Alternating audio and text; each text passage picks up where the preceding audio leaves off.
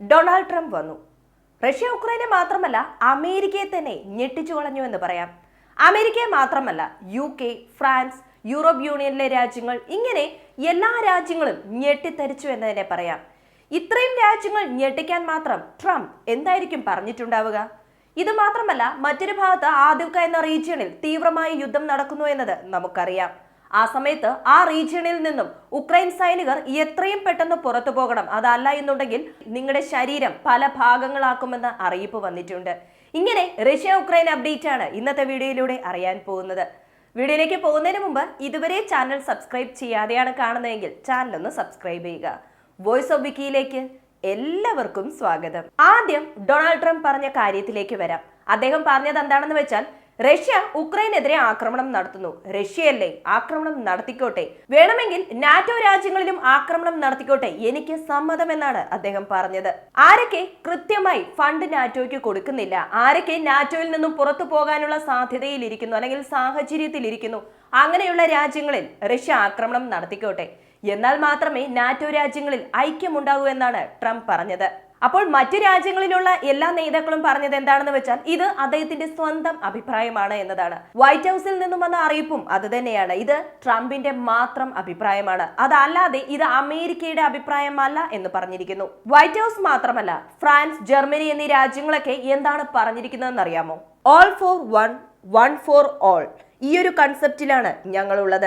ഞങ്ങളുടെ ഐക്യത്തെ ആർക്കും ഒന്നും ചെയ്യാൻ പറ്റില്ല. ചിലർ സംസാരിക്കുന്നത് വെച്ച് ഞങ്ങളുടെ ഐക്യത്തെ ആരും ചോദ്യം ചെയ്യാൻ പാടില്ല എന്ന് പല രാജ്യങ്ങളും പല രാജ്യങ്ങളുടെ നേതാക്കളും അവരുടെ അഭിപ്രായങ്ങൾ എക്സ് പ്ലാറ്റ്ഫോം വഴി ഷെയർ ചെയ്തിരിക്കുന്നു. സോ നാറ്റോ രാജ്യങ്ങൾക്കിടയിൽ വിള്ളലുകളുണ്ട്, നാറ്റോ രാജ്യങ്ങൾക്കിടയിൽ പക്ഷാഭേദമുണ്ട്, നാറ്റോ രാജ്യങ്ങളിൽ ഐക്യമില്ല എന്ന് ട്രംപ് പറഞ്ഞ ഉടനെ ബാക്കി എല്ലാ രാജ്യങ്ങളും നാറ്റോ രാജ്യങ്ങളെല്ലാം ആവേശത്തിലായിരിക്കുകയാണ്. ഇതാണ് ഇപ്പോൾ ഇസ്രയേൽ ഹമാസ് പ്രശ്നത്തെക്കാൾ റഷ്യ ഉക്രൈൻ യുദ്ധം അധികമായി ചർച്ച ചെയ്യപ്പെടാനുള്ള പ്രധാന കാരണം. ഓക്കെ, ഇനി അഥവാ അമേരിക്കയുടെ പ്രസിഡന്റായി ഇനി ട്രംപ് തിരഞ്ഞെടുക്കപ്പെട്ടാൽ എന്തായിരിക്കും നടക്കാൻ പോകുന്നത് എന്ന ഒരു ചോദ്യം ഉണ്ടാകും. അങ്ങനെ വരികയാണെന്നുണ്ടെങ്കിൽ ചില രാജ്യങ്ങളൊക്കെ, ഇങ്ങനെയുള്ള രാജ്യങ്ങളൊക്കെ അമേരിക്കയുടെ സുഹൃത്തുക്കളായിരുന്നു എന്ന് പറയുന്ന രീതിയിലുള്ള ചരിത്രം വരും. അതായത് പാസ്റ്റ് ടെൻസിലേക്ക് പോകേണ്ടി വരും. കാരണം നിരവധി രാജ്യങ്ങൾ, അമേരിക്കയുടെ സുഹൃത്ത് രാജ്യങ്ങൾ അല്ലെങ്കിൽ അമേരിക്കയുടെ സപ്പോർട്ടോടുകൂടി മുന്നോട്ട് പോകുന്ന പല രാജ്യങ്ങളും അമേരിക്കയിൽ നിന്നും വേർപെട്ടു പോകാൻ സാധ്യതയുണ്ട് എന്ന വിവരവും പുറത്തു വരുന്നുണ്ട്. അടുത്തത് ആദിവ്ക എന്ന ഭാഗത്താണ് ഇപ്പോൾ തീവ്രമായ യുദ്ധം നടന്നുകൊണ്ടിരിക്കുന്നത്. അവിടെ ഉക്രൈൻ സൈനികർ പരാജയപ്പെട്ടുകൊണ്ടിരിക്കുന്നു, അല്ലെങ്കിൽ റഷ്യൻ സേന വിജയിച്ചുകൊണ്ടിരിക്കുന്നു എന്ന് പറയാം. അതുകൊണ്ട് തന്നെ ആദിവ്ക എന്ന റീജിയണിൽ നിന്നും ഉക്രൈൻ സൈനികർ എത്രയും പെട്ടെന്ന് പുറത്തു പോകണം, അതല്ല എന്നുണ്ടെങ്കിൽ നിങ്ങളുടെ ശരീരം പാർട്സായി മാറ്റുമെന്ന ഒരു ഭീഷണിയുമുണ്ട്. എസ്തോണിയ, റഷ്യ എന്നീ രാജ്യങ്ങൾക്കിടയിൽ ഒരു പ്രശ്നം വരുമോ എന്ന രീതിയിലുള്ള ഒരു ചർച്ച ഈ ടക്കർ കാൾസൺ പുടിൻ തമ്മിലുള്ള ഒരു ഇന്റർവ്യൂ ഉണ്ടായിരുന്നല്ലോ, അതിനുശേഷം വലിയ രീതിയിൽ ഉയർന്നിട്ടുണ്ട്. ലാത്വിയ, ലിത്വേനിയ, അതുപോലെ എസ്തോണിയ എന്നീ രാജ്യങ്ങൾക്കെതിരെ റഷ്യ ആക്രമണം നടത്തുമോ എന്ന് ടക്കർ കാൾസൺ പുടിനോട് ചോദിക്കുന്ന സമയത്ത് അദ്ദേഹം പറഞ്ഞിട്ടുണ്ടായിരുന്നു, അതിന്റെ യാതൊരു ആവശ്യവും ഞങ്ങൾക്കില്ല എന്ന്. ഇപ്പോൾ എസ്തോണിയ എന്താണ് പറയുന്നതെന്ന് വെച്ചാൽ, 600 ബങ്കേഴ്സ് എസ്തോണിയ റഷ്യ ബോർഡറിൽ ബിൽഡ് ചെയ്യാൻ പോകുന്നു എന്നൊരു അറിയിപ്പ് പുറത്തുവിട്ടിരിക്കുന്നു. അതുമാത്രമല്ല, അവരുടെ ബ്ലൂ സ്പിയർ കളത്തിലിറക്കിയിരിക്കുന്നു. ഈ ബ്ലൂ സ്പിയർ എസ്തോണിയയെ രക്ഷിക്കുമെന്നും പറഞ്ഞ് ഇതാണ് ബ്ലൂ സ്പിയർ എന്ന് പ്രദർശിപ്പിച്ച് അവരുടെ മിസൈൽ ലോഞ്ചേഴ്സ് ഇതൊക്കെയും നിരത്തിവെച്ച് വീഡിയോ എടുത്ത് റിലീസ് ചെയ്തിരിക്കുന്നു. സോ എസ്തോണിയ, റഷ്യ തമ്മിലുള്ള പ്രശ്നവും ദിവസങ്ങൾ കഴിയും തോറും വലുതായിക്കൊണ്ടേയിരിക്കുന്നു എന്ന് പറയാം. അടുത്തത് നോർത്ത് കൊറിയ. റഷ്യയുടെ ഗ്യാസ്, ഓയിൽ ഇതെല്ലാം നോർത്ത് കൊറിയയിലേക്ക് പോകാൻ തയ്യാറായിക്കൊണ്ടിരിക്കുന്നു. ഇത് മാത്രമല്ല, ഈ ഓയിൽ, ഗ്യാസ് എക്സ്പോർട്ടിൽ വലിയ discounts, Russia north Korea trading, ഇതൊക്കെ ഉൾപ്പെട്ട നോർത്ത് കൊറിയ റഷ്യ ഡീൽ രണ്ട് രാജ്യങ്ങളും ചേർന്ന് സൈൻ ചെയ്തു കഴിഞ്ഞു. സോ നോർത്ത് കൊറിയയുടെ ഗ്യാസ്, ഓയിൽ സെക്ടറിനുള്ളിൽ റഷ്യ പ്രവേശിച്ചു കഴിഞ്ഞു എന്നതും ശ്രദ്ധേയമാണ്. മൈക്കിലേവ് എന്ന റീജിയണിൽ ഗ്യാസ് പൈപ്പ് ലൈൻ ആയിക്കോട്ടെ, അതുപോലെ തന്നെ ബിൽഡിംഗ് ആയിക്കോട്ടെ, വലിയ രീതിയിൽ ഡാമേജ് ആയി എന്നും ഈ ഡാമേജിന് കാരണം റഷ്യ വിക്ഷേപിച്ച മിസൈൽ ആണെന്നുള്ള വിവരം പുറത്തു വന്നിട്ടുണ്ട്. അടുത്തത് പോളണ്ടിന്റെ ഡിഫൻസ് മിനിസ്റ്റർ. ഡൊണാൾഡ് ട്രംപിന്റെ ആ ഒരു വാക്കിന് പോളണ്ട് ഡിഫൻസ് മിനിസ്റ്റർ പറഞ്ഞത് എന്താണെന്ന് വെച്ചാൽ, നാറ്റോയുടെ മോട്ടോ തന്നെ 1 ഫോർ ഓൾ അല്ലെങ്കിൽ ഓൾ ഫോർ വൺ എന്നതാണ്. ഞങ്ങൾ അങ്ങനെ തന്നെയാണ് മുന്നോട്ട് പോകുന്നത്, അതുകൊണ്ട് തന്നെ ആർക്കും ഞങ്ങളെ ഒന്നും ചെയ്യാൻ പറ്റില്ല. ട്രംപ് പറഞ്ഞത് അദ്ദേഹത്തിന്റെ സ്വന്തം അഭിപ്രായമാണെന്ന് പറഞ്ഞിരിക്കുന്നു. ജർമ്മനിയുടെ ഫോറിൻ മിനിസ്റ്റർ സ്ട്രോങ്ങർ ടുഗദർ എന്ന ഹാഷ്ടാഗ് ഒക്കെ ഇട്ട് all for one, one for ഓളും ഇട്ടിരിക്കുന്നു. നമ്മൾ ഐക്യത്തോടെ മുന്നോട്ട് പോയാൽ മാത്രമേ ശത്രുക്കളെ വീഴ്ത്താൻ പറ്റൂ എന്ന് പറയുന്നു. നാറ്റോയുടെ സെക്രട്ടറി ജനറൽ സ്റ്റോൾട്ടൻബർഗും പറഞ്ഞിട്ടുണ്ട്, ഇത് ഞങ്ങളുടെ അഭിപ്രായമല്ല, ഇത് അദ്ദേഹത്തിന്റെ സ്വന്തം അഭിപ്രായമാണെന്ന്.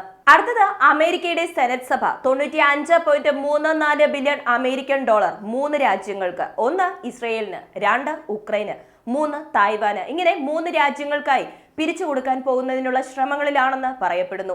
ഈ ബില്ല് വളരെ പെട്ടെന്ന് തന്നെ പാസ്സാവുമെന്ന വിശ്വാസമുണ്ടെന്നും അറിയിച്ചിട്ടുണ്ട്.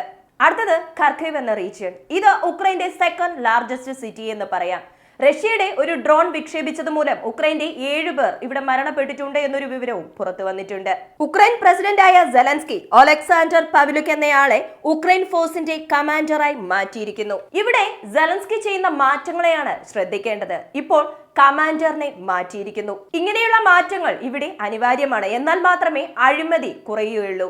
അതുപോലെ ശക്തമായ ഒരു ആർമി രൂപീകരിക്കുന്നതിന് ഈ മാറ്റങ്ങൾ അനിവാര്യമാണ് എന്നും സെലൻസ്കി അഭിപ്രായപ്പെട്ടു. അടുത്തത് യുകെയുടെ മിനിസ്ട്രി ഓഫ് ഡിഫൻസ് എന്താണ് പറയുന്നതെന്ന് വെച്ചാൽ, റഷ്യയുടെ ഈ യുദ്ധത്തിൽ ഒരു കാര്യം ഞങ്ങൾക്ക് വ്യക്തമായി മനസ്സിലായിട്ടുണ്ട്. അതെന്താണെന്ന് വെച്ചാൽ, റഷ്യയുടെ പക്കലുള്ള ഹെൽത്ത് കെയർ യൂണിറ്റ് വളരെ കുറവായിട്ടാണുള്ളത് എന്ന് പറയുന്നു. അതായത് UK എന്ന രാജ്യത്ത് എന്തൊക്കെ പ്രശ്നമുണ്ട് എന്നത് അവർ ശ്രദ്ധിക്കുന്നില്ല. റഷ്യയുടെ ഹെൽത്ത് കെയർ പ്രൊഫഷണൽ റഷ്യയുടെ പക്കൽ കുറവായിട്ടാണുള്ളത് എന്ന ഇൻഫർമേഷൻ മാത്രം പുറത്തുവിട്ടിരിക്കുന്നു.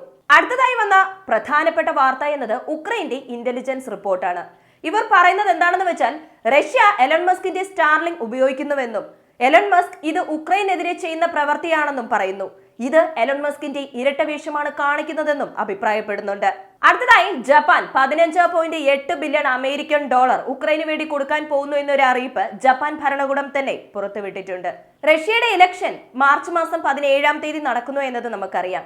അതിനു മുമ്പായി കാൻഡിഡേറ്റ് രജിസ്ട്രേഷൻ ഉണ്ടല്ലോ, അതിന്റെ കാലാവധി അവസാനിച്ചു എന്ന് പറയപ്പെടുന്നു. ഇവിടെ കാൻഡിഡേറ്റ് രജിസ്ട്രേഷന്റെ യാതൊരു ആവശ്യവുമില്ല. ഇപ്പോഴത്തെ റഷ്യൻ പ്രസിഡന്റ് ആരാണ് എന്ന് ചോദിക്കുമ്പോൾ വ്ളാഡിമിർ പുടിൻ. റഷ്യയുടെ ഭാവി പ്രസിഡന്റ് അതും പുടിൻ തന്നെയാണ് എന്ന് പറയാൻ തക്കവണ്ണം പുടിന്റെ കൈ ഉയർന്നു തന്നെയാണ് നിൽക്കുന്നത്. എന്തൊക്കെ തന്നെ ആയാലും ട്രംപിന്റെ ഈ ഒരു സ്പീച്ച് ലോകരാജ്യങ്ങൾക്കിടയിൽ ഒരു ആവേശം ഉണ്ടാക്കിയിട്ടുണ്ട്. നോക്കാം ഇനിയും വരും ദിനങ്ങളിൽ എന്തൊക്കെ അപ്ഡേറ്റുകളാണ് നടക്കാൻ പോകുന്നത് എന്ന്. ഈ ഒരു അപ്ഡേറ്റുമായി ബന്ധപ്പെട്ട് നിങ്ങളുടെ അഭിപ്രായം മറക്കാതെ കമന്റായി ചേർക്കുക. വീഡിയോ ഇഷ്ടമാവുകയാണെങ്കിൽ ലൈക്ക് ചെയ്യുക, ഷെയർ ചെയ്യുക, ചാനൽ ഒന്ന് സബ്സ്ക്രൈബ് ചെയ്ത് സപ്പോർട്ട് ചെയ്യുക. വീണ്ടും അടുത്ത വീഡിയോയുമായി കാണാം. നന്ദി, നമസ്കാരം.